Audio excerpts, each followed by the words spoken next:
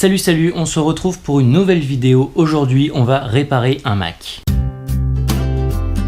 Alors, que se cache-t-il dans cette valise? Il se cache un iMac.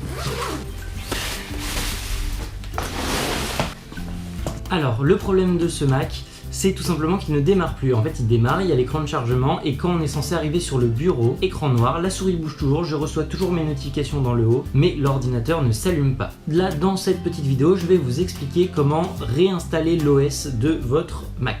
Pour cela, vous avez besoin de l'ordinateur cassé, un clavier, une souris, un câble Thunderbolt et un autre Mac. Je vous montre. On branche le câble Thunderbolt, de l'autre côté, on démarre le Mac.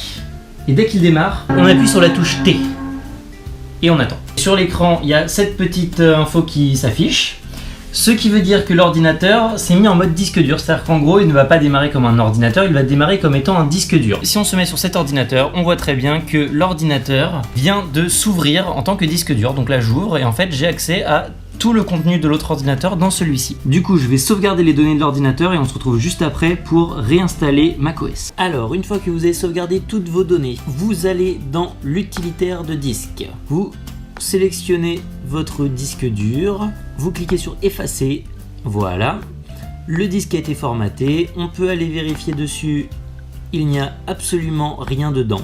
On va se mettre sur l'Apple Store, on va chercher la dernière mise à jour de macOS. Donc à l'heure où je tourne la vidéo, c'est macOS X Sierra. Je fais télécharger. Comme on le voit ici, c'est en train de se télécharger tout tranquillement. On reviendra d'ici une minute, je pense que ça sera fini. Chez moi, ça se télécharge très vite parce que j'ai la fibre 1 giga, voilà, on peut en parler. Une fois que la nouvelle mise à jour de macOS est installée, on fait continuer, on accepte. Et c'est là où il faut faire extrêmement attention, c'est l'étape la plus importante. Au moment de l'installer, on fait afficher tous les disques. Ce disque-là, c'est celui de mon ordinateur. Bon, après vous, les noms sont sûrement différents. Et ça, c'est le disque de l'ordinateur qui ne marche plus, qui est juste à côté de moi. Donc on sélectionne bien le bon disque dur, c'est très important. On fait installer. Je tape mon petit mot de passe. Je crois que c'est ça. Oui. Et là, l'installation va se lancer, mais sur l'autre ordinateur. Et maintenant que j'ai redémarré mon ordinateur, il refonctionne à nouveau avec une toute nouvelle version de macOS.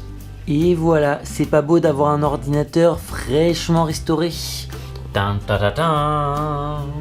J'espère que les 2-3 petits trucs que je vous ai appris pendant la vidéo vont vous servir. Mais en tout cas, j'espère que ça vous plaît. On se retrouve bientôt pour une prochaine vidéo. Ciao!